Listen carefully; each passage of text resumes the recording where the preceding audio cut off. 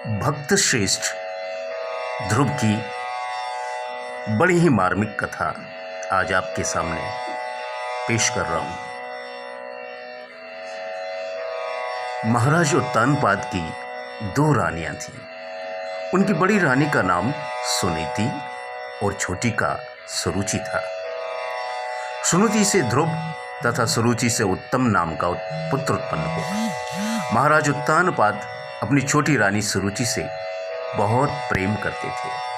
सुनीति प्रायः उपेक्षित थी, इसलिए वह सांसारिकता से विरक्त होकर अपना अधिक से अधिक समय भगवान के भजन पूजन में व्यतीत करती थी। एक दिन बड़ी रानी के पुत्र ध्रुव अपने पिता महाराज उत्तानपाद की गोद में बैठ गए। सुरुचि ने उन्हें खींचकर बलात् वहां से उतार दिया और फटकारते हुए कहा, यह गोद और राजा का सिंहासन मेरे पुत्र उत्तम का है। तुम्हें यह पद प्राप्त करने के लिए भगवान की आराधना करके मेरे गर्भ से उत्पन्न होना पड़ेगा। ध्रुव सुरुचि के इस दुर्व्यवहार से बहुत दुखी हुए, रोने लगे। अपनी मां सुनीति के पास आए। अपनी सौत के व्यवहार के विषय में जानकर सुनीति के मन में भी बहुत पीड़ा हुई। उन्होंने ध्रुव को समझाते हुए कहा, पुत्र, तुम्हारी विमाता ने क्रोध के आवेश में भी ठीक ही कहा है। भगवान ही तुम्हें पिता का सिंहासन अथवा उससे भी श्रेष्ठ पद देने में समर्थ हैं, अतः तुम्हें उनकी ही आराधना करनी चाहिए। माता के वचनों पर विश्वास करके 5 वर्ष का बालक ध्रुव वन की ओर चल पड़ा। मार्ग में उसे देवर्षि नारद मिले। उन्होंने ध्रुव को अनेक प्रकार से समझाकर घर लौटाने का प्रयास किया, किंतु वे उसे लौटाने में असफल रहे। अंत में उन्होंने ध्रुव को 12 मंत्र ओम नमो भगवते वासुदेवाय इस मंत्र की दीक्षा देकर यमुना तट पर अवस्थित मधुवन में जाकर तप करने का निर्देश दिया। ध्रुव देवर्षि को प्रणाम करके मधुवन पहुंचे। उन्होंने पहले महीने में कैथ और बैर, दूसरे महीने में सूखे पत्ते, तीसरे महीने में जल और चौथे महीने में केवल वायु ग्रहण करके तपस्या की। 5वें महीने में उन्होंने एक चरण से खड़े होकर श्वास लेना भी बंद कर दिया। मंत्र के अधिष्ठाता भगवान वासुदेव में ध्रुव का चित्र एकाग्र हो गया।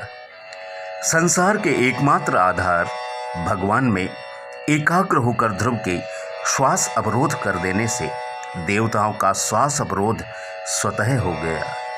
उनके प्राण संकट में पड़ गए। देवताओं ने भगवान के पास जाकर उनसे ध्रुव को तप से निवृत्त करने की प्रार्थना की।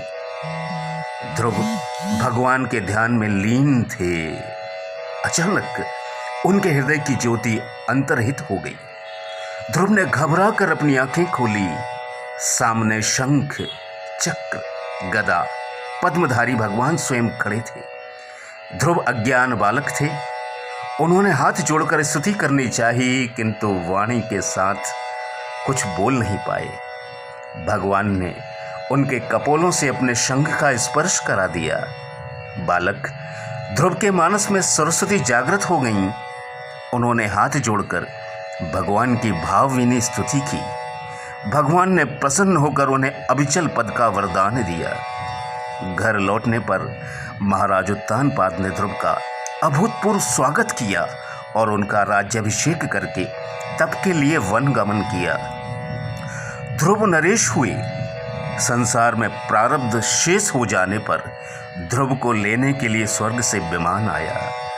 ध्रुव मृत्यु के मस्तक पर पैर रखकर विमान पर आरूढ़ होकर के स्वर्ग पधारे। उन्होंने अविचल धाम प्राप्त किया। उत्तर दिशा में स्थित ध्रुव तारा आज भी उनकी अपूर्व तपस्या का साक्षी है।